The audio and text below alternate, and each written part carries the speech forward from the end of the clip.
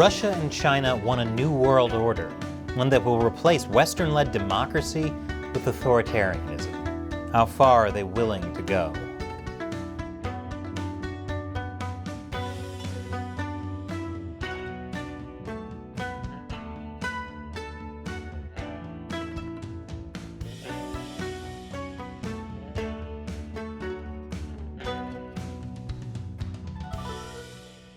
Welcome to China Uncensored. I'm Chris Chappell.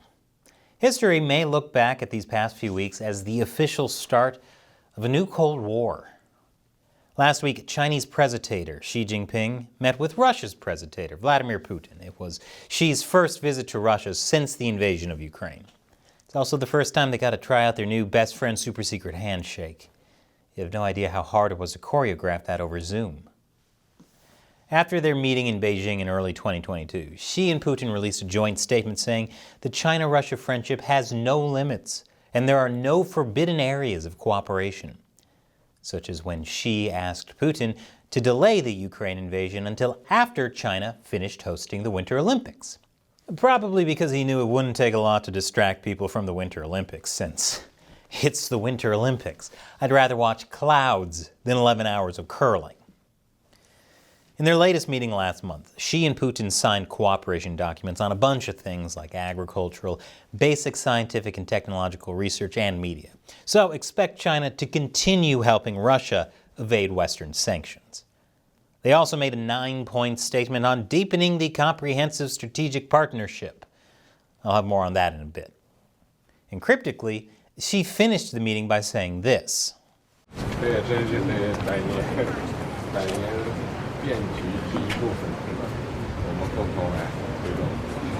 как раз сейчас перемены, которые не было в течение 100 лет. Там вместе двигаем эти перемены. Now that historical connection is significant.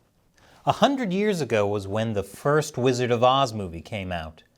Are they going to remake it? Makes sense, since one doesn't have a brain and the other doesn't have a heart. Oh, and 100 years ago was also the end of the Russian Revolution, when Russia's Communist Party took over and established the USSR. At the time, the US refused to recognize the USSR, but that didn't stop Vladimir Lenin. It only made him stronger, at least until he died a year later. The point is, the Soviet Union got more and more powerful. According to China risk consultancy China Uncensored, Xi's trip to Moscow could potentially be viewed later as the pivotal moment when the new Cold War became official and the bipolar world re-emerged after decades of unquestioned American dominance. American dominance is being questioned? Oh no, does that mean all those America's #1 shirts need to be reprinted with a question mark on them? And so the question is, how far will Russia and China go to create their new world order? I'll have more on that after the break. Welcome back. Unless we were demonetized again by YouTube. Remember, you can support the show by buying some of our merchandise, like this lovely Xi Jinping t-shirt on ChinaUncensored.tv/merchandise, or through direct support on our crowdfunding platform on patreon.com/ChinaUncensored. $1 an episode is all it takes. It's clear from the recent meeting between Xi Jinping and Putin that Russia and China see themselves in direct conflict with the West. And together, they plan to create a new world order to replace the Western-led democratic model. Maybe they have, as Freud would say, a death drive, which you can learn more about in the latest episode of our new channel, Gamers Unbeaten, The Psychopathology of Kirby. Link is below. Both Russia and China have been hit by Western sanctions, but they're getting around that together. It's a beautiful friendship. Oh man, they have friendship medals and best friend super secret handshakes. I'd say find someone who looks at you the way Putin looks at Xi, but if they look anything like Putin, I'd say run before you mysteriously fall out a window. From the two joint statements they just signed, we know China will be getting increased access to Russian energy and technology. Russia also said it supports China's Belt and Road project, so we're probably going to see more Belt and Road projects in Central Asia.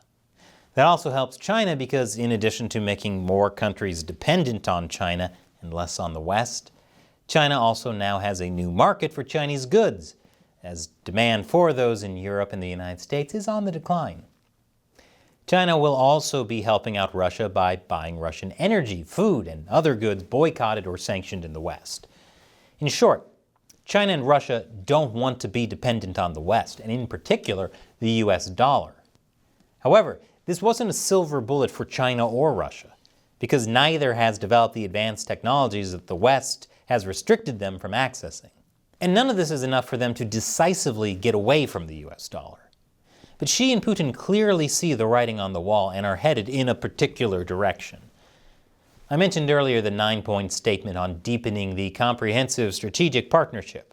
The statement says Russia and China oppose Western democracy and democracy versus authoritarianism framing, reject the US-led rules-based order in favor of a multipolar international pattern, and protest against all forms of hegemony, including unilateral sanctions and extreme pressure, and Western efforts to undermine regional peace and stability.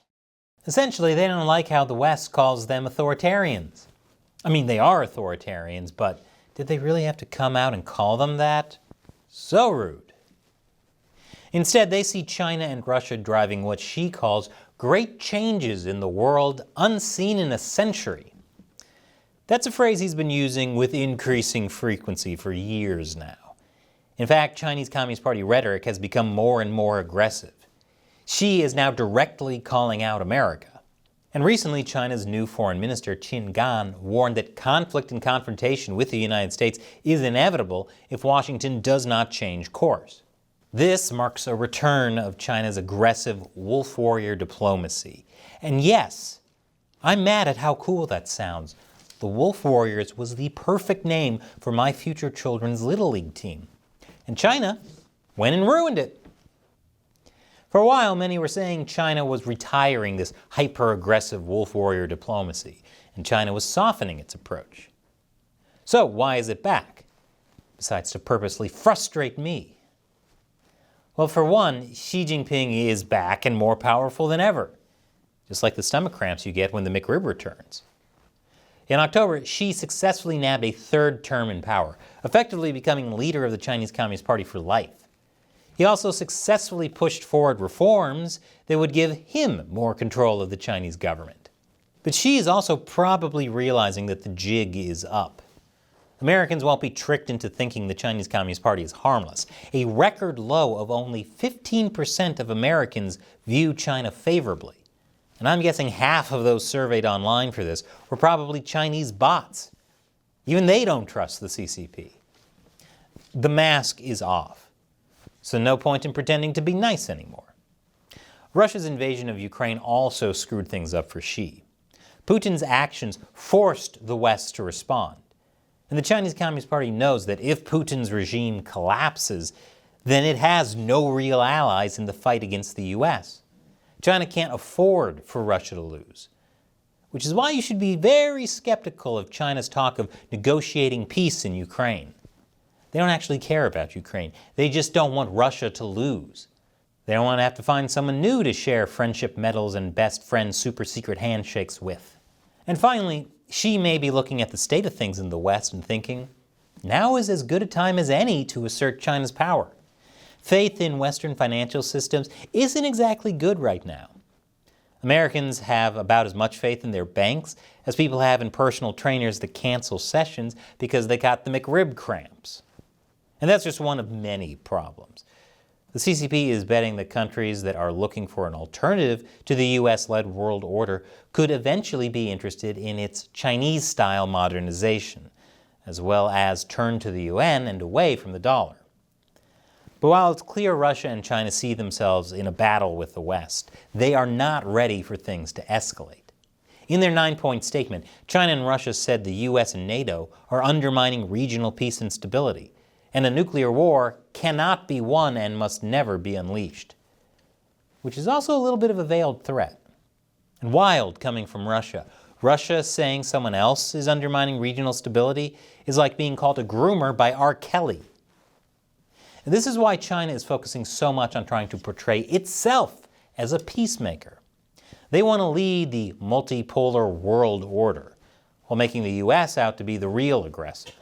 The sad thing is, some people might buy that. But perhaps telling during this latest trip, Xi Jinping did not revive his no-limits partnership assurance in meeting with Vladimir Putin. So, just like the last Cold War, the China-Russia alliance might be built on shaky ground. And China Uncensored would not exist without support from viewers like you. If you'd like to contribute, we recently set up a way to make recurring payments of any amount on PayPal. Link is in the description. But today I'll respond to a question or comment from someone who supports us on the crowdfunding platform Patreon. Today's question comes from Logan. Going back to 2020, you sounded an early alarm about the CCP virus. You also reported the rumor that the virus may have leaked from a lab. YouTube removed this very quickly, but I saw it. I think YouTube owes you an apology and monetary compensation. I think a lawsuit is in order. Thanks, Logan. So, even prior to COVID, we had lots of problems with YouTube. When we were in Hong Kong covering the protests in 2019, YouTube demonetized nearly every video we put out. It got so bad other media began covering it. But things changed during COVID. For the first time, YouTube was actually removing our videos entirely. And now, the FBI admits a lab leak is the most likely source of COVID. I'm not holding my breath for an apology from a multi-billion-dollar corporation. If anything, things have been getting harder on YouTube. More of our videos are being age restricted, which means it's demonetized and YouTube actively prevents people from seeing the video. This usually happens when we cover things like protests or genocide. The things the Chinese Communist Party would love to actively prevent people from seeing. Is a lawsuit in order? Maybe. But this show operates on a shoestring budget. We don't have the resources to fight Google. That's why your support is so important. I'm not exaggerating when I say YouTube would have run us out of business if it weren't for viewers like you, supporting China Uncensored on Patreon. Even $1 an episode could be the difference between the life and death of China Uncensored. So, thank you for your longtime support, Logan, and thank you for watching. Once again, I'm Chris Chappell. See you next time.